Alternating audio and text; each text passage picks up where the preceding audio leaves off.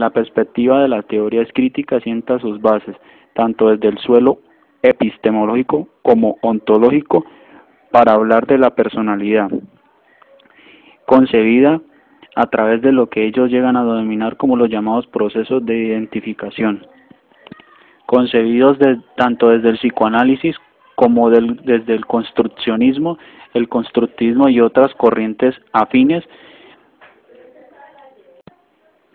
El texto La noción del sujeto de Edgar Morin plantea tres principios básicos a partir de los cuales el sujeto se llega a posicionar. Estos son el lenguaje, la afectividad y la elección, a partir de los cuales, en el orden de la subjetividad, hay otra dimensión.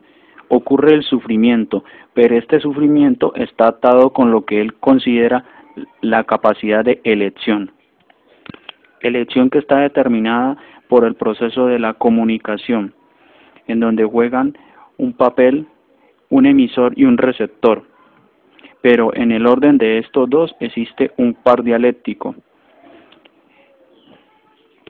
Según Morin, en el ejercicio desarrollado tanto por un emisor como un receptor, ocurre un ruido que de alguna manera no puede ayudar a captar totalmente la dimensión del acto comunicativo.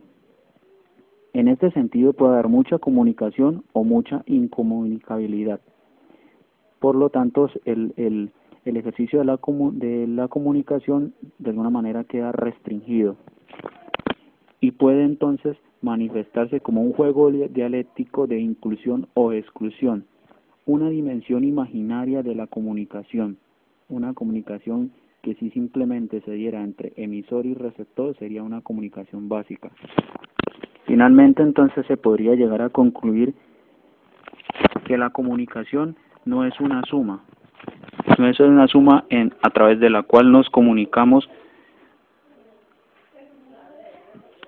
En este sentido nos comunicamos a través del lenguaje, no por medio de este.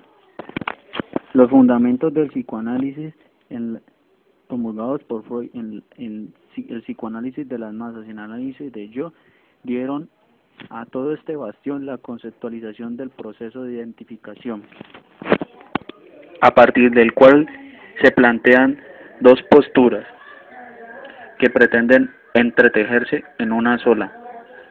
Por un lado está la psicología individual, en donde el ser humano singular es más estudiado por los caminos por los cuales buscan alcanzar sus mociones pulsionales. Y por otro lado está el camino de la psicología social, es decir, la influencia que ésta causa en el otro.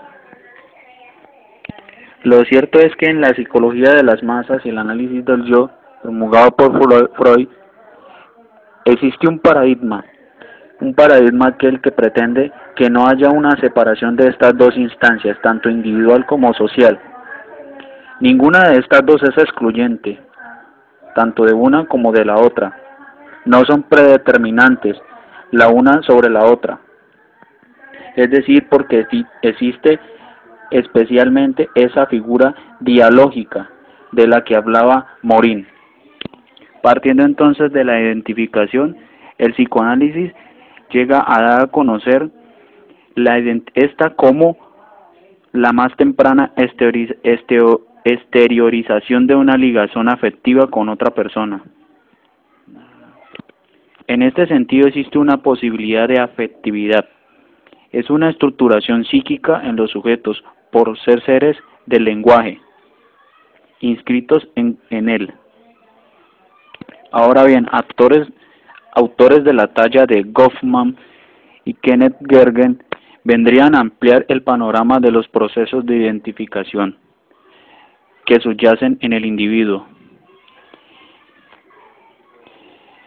puestos a servicio y en ejecución de lo que ellos llegan a considerar como el acto en el que un sujeto se sujeta a una sociedad a la que pertenece.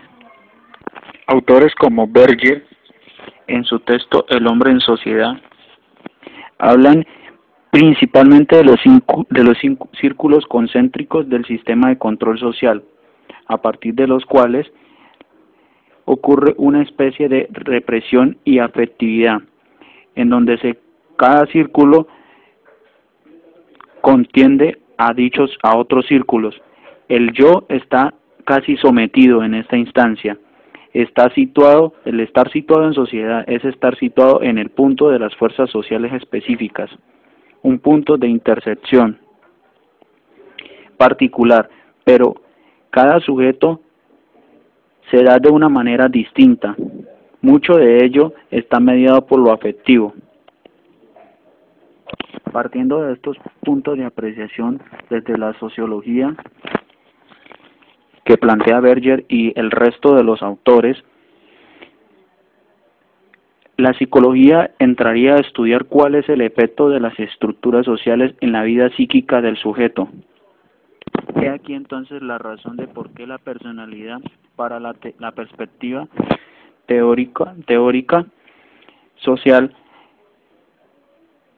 es el resultado de una serie de procesos de identificación, a partir de los cuales la personalidad se configura como aquello con lo que se identifica una persona, los valores, las características que la definen y que permiten diferenciarse de los otros.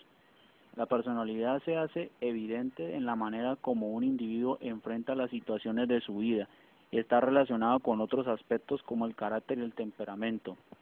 Dicha personalidad es el constructo psicológico cambiante que depende tanto de aspectos biológicos como de constitución sociocultural, configurados a partir de la experiencia de vida y de las relaciones establecidas con otros en el contexto social de desarrollo.